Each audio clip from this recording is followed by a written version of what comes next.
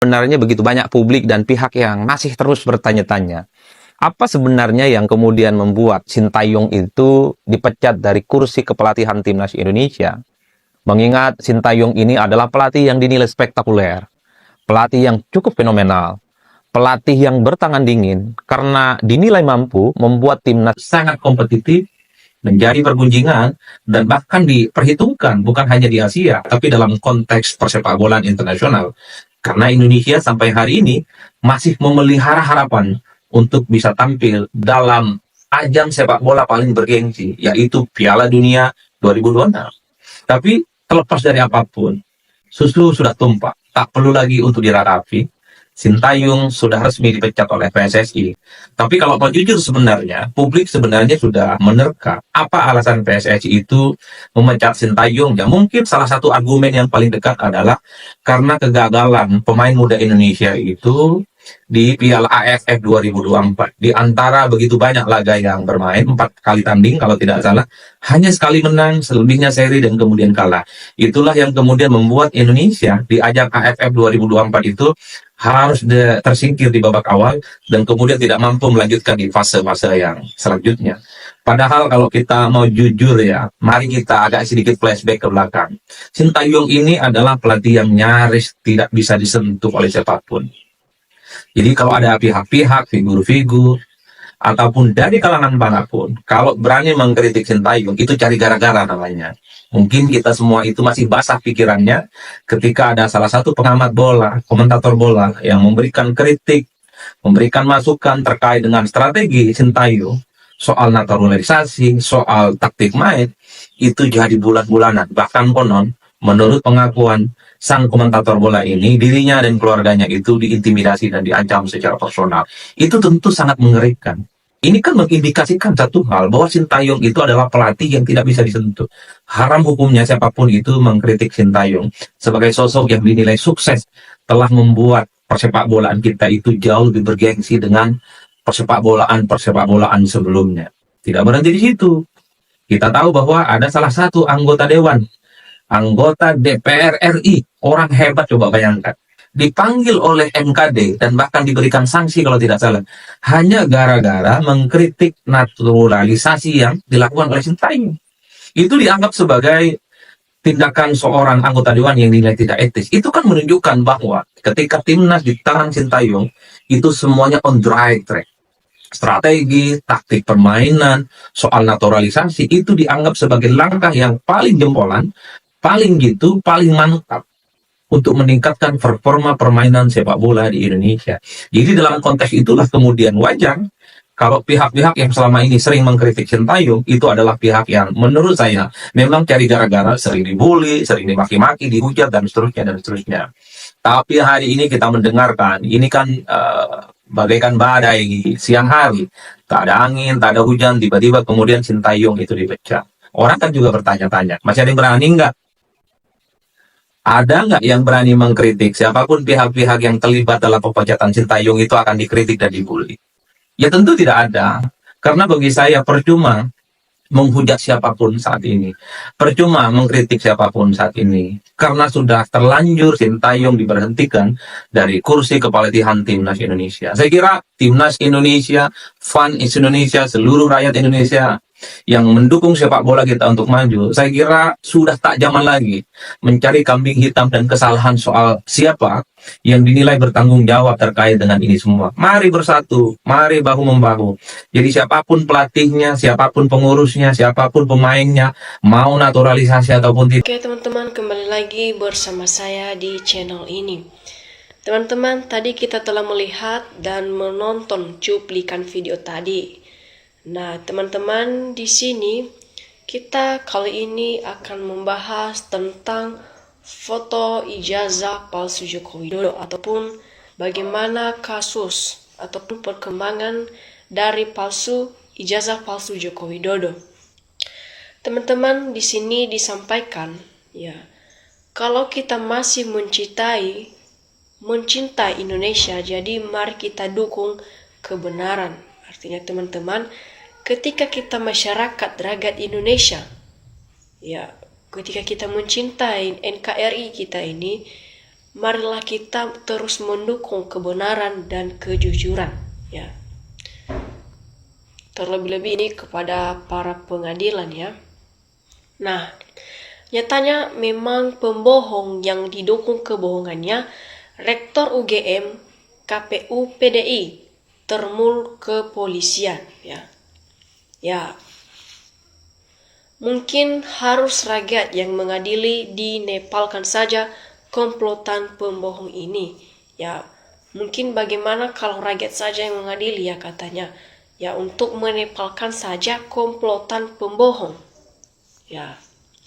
Di sini dikatakan bahwasanya hukum yang punya ijazah palsu mantan presiden palsu. Artinya, hukum yang punya ijazah palsu itu dan mantan presiden palsu juga, ya. Nah, ayo masyarakat Republik Indonesia peduli maju, mari kita bersama membongkar kebohongan Jokowi dan UGM. Artinya, mari kita rakyat seluruh masyarakat Indonesia, mari kita membela kebenaran, kejujuran, ya.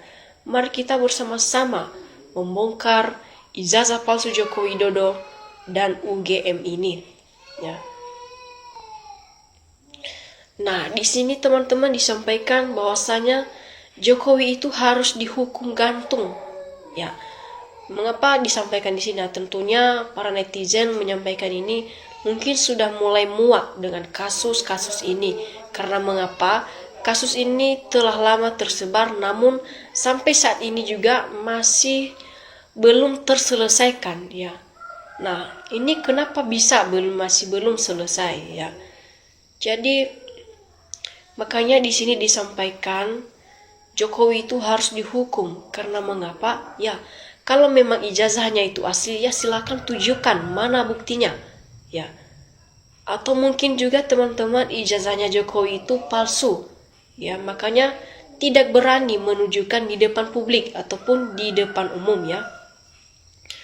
Nah, tentunya juga teman-teman, kita sebagai masyarakat dan rakyat biasa, tentunya yang kita harapkan adalah kejujuran dan kebenaran.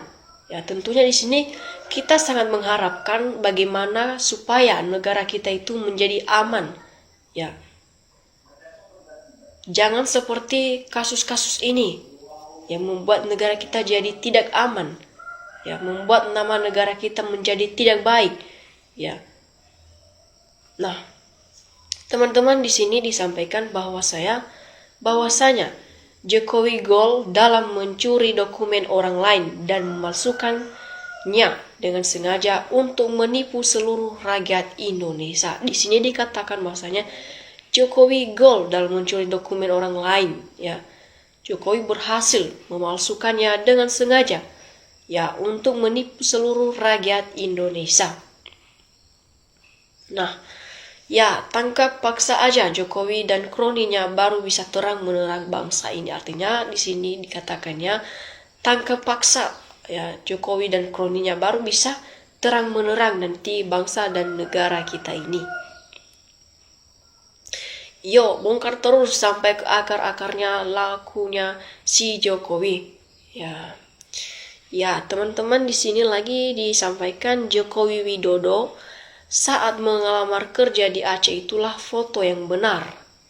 Nah, di sini disampaikan saya punya keyakinan UGM KPU pemilik ijazah di Borgol secara bersamaan dengan rompinya. Ya, semakin zalim maka semakin cepat azab ditimpakan tiap detik bohong dan menutupi dengan kebohongan. Ya, sekalipun binasa karena kezalimannya untuk membelanya selagi masih diberi waktu untuk bertaubat, maka segeralah, jangan sampai kalian nantinya menyesal, ya. Ya, sudah sangat jelas buktinya tak terberantakan. Polda dan Termul mau ngelak, apalagi kebohongan akan segera terungkap.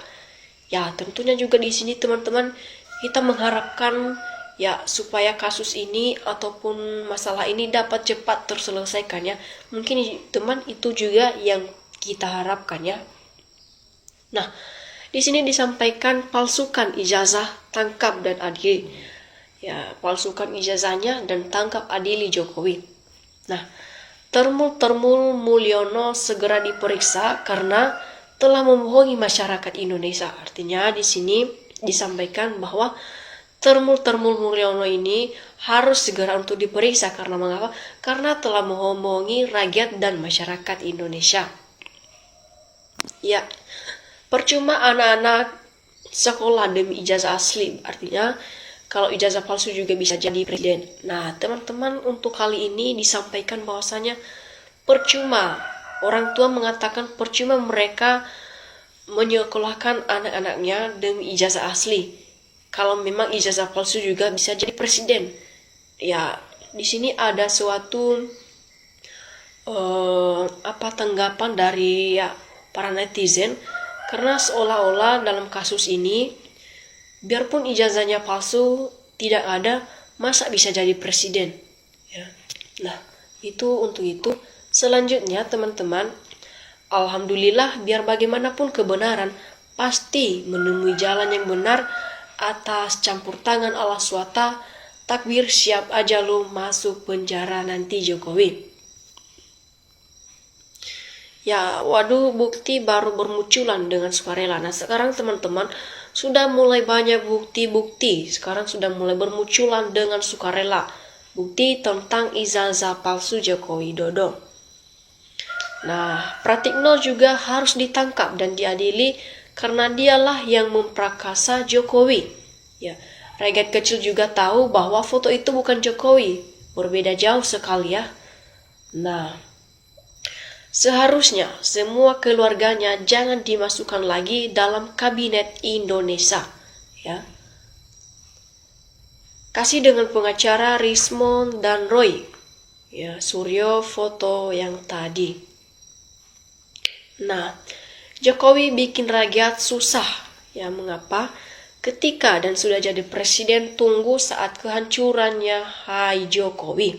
Ya, terus berjuang saudara-saudaraku, bagi siapapun yang punya informasi tentang kebohongan Jokowi, bongkar untuk membantu saudara kita Pak Rismond, Pak Roy, dan DR Tifa.